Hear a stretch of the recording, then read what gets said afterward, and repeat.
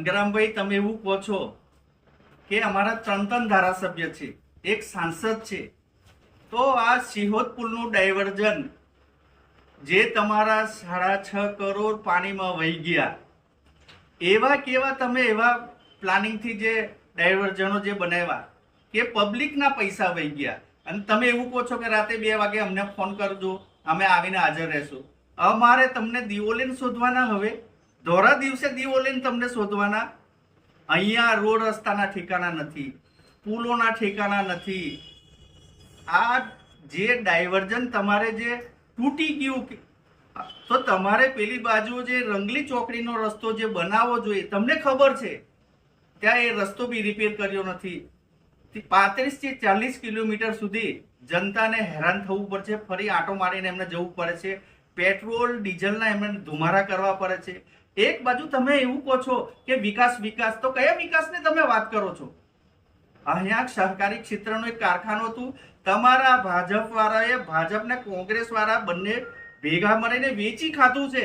એ તમારો વિકાસ છે કે તમારા ગેરંટીમાં આવે છે? અને કદાચ ગેરંટીમાં નહીં આવતું હોય. સહકારી ક્ષેત્ર છે ને, ખેડૂત બિચારો નોંધારો બની ગયો છે, ખેડૂતોને સક્ષમ ભાવ મળતા નથી. જ્યારે ખેડૂતો પોતાના સક્ષમ ભાવ માટે જો માગે છે, તો એમને પણ જે અત્યારે બોટાદમાં જે ઘટના બની ગઈ, એ તમે લાઠીઓ વરસાવો છો. અરે પોલીસને મારવાનો હક તમે આપી દીધો છે.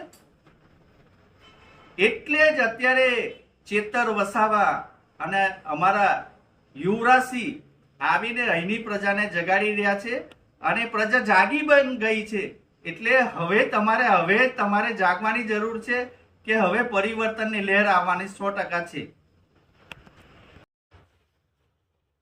ગઈ તારીખ 27ના રોજ પુનિયાવાડ મુકામે જે પ્રોગ્રામ આમ આદમી પાર્ટી દ્વારા જે પ્રોગ્રામ કરેલો છે, તો અત્યારે માજી રેલવે મિનિસ્ટરના પુત્ર સંગ્રામસિંહ એમનું એવું કહેવું છે કે અમારી છોટાઉદેપુર જિલ્લાની પ્રજા એવું કહે છે કે બહારના માણસો, બહાર એટલે ક્યાંના માણસો?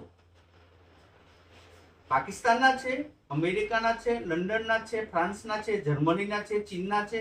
આ તો ગુજરાતના માણસો છે, ગુજરાતના ક્રાંતિકારી યોદ્ધાઓ જે છે, એ યોદ્ધાઓ જે તમારે જે કામ કરવાનું છે, તમે એવું કહો છો કે અમારી જોડે 3 ધારાસભ્ય છે, સાંસદ છે, તાલુકા પંચાયત, જિલ્લા પંચાયત, આ બધી અમારા અંડરમાં છે, અમે બધા જીતેલા માણસો છે.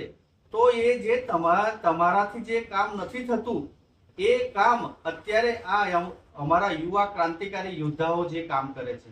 ચેતર વસાવા શિક્ષણને લઈને, આરોગ્ય લઈને, આ તમામ પાસાઓને લઈને પ્રજાને જાગૃત કરે છે.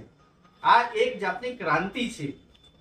અને તમારે તો જો પ્રોગ્રામ કરવો હોય તો સરકારના કર્મચારીઓને તમારે એમના સહારે તમારે પ્રોગ્રામ કરવો પડે છે. આ સ્વયં પબ્લિક એ પોતાના સ્વખર્ચે આવેલી છે.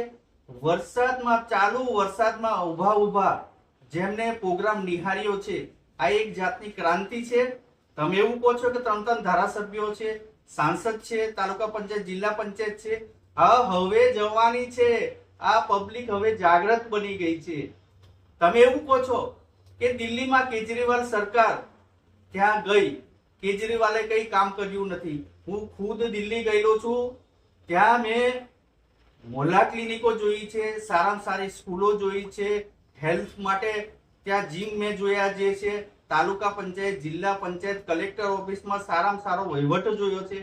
પણ તમે પ્રજાને ગુમરાહ કરીને, તમે ઈવીએમમાં ગોટાળા કરીને તમે જે સત્તા હાંસલ કરેલી છે, પણ આવનાર સમયમાં હવે ગુજરાતની તમામ જનતા જાગી ગઈ છે.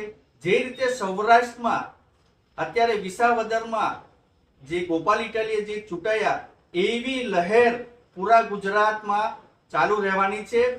તમે સંગ્રામભાઈ, તમે અત્યાર સુધી કોંગ્રેસમાં હતા, હવે ગાજરની પીપોરી બીજેપીમાં શું કામ વગાડો છો? કેમ? તમને રેલવે મિનિસ્ટર, તમારા પપ્પાને રેલવે મિનિસ્ટરનો હોદ્દો મળેલો છે, એ કોંગ્રેસની દેન હતી. તમારે અત્યારે ભાજપમાં કેમ જવું પડ્યું?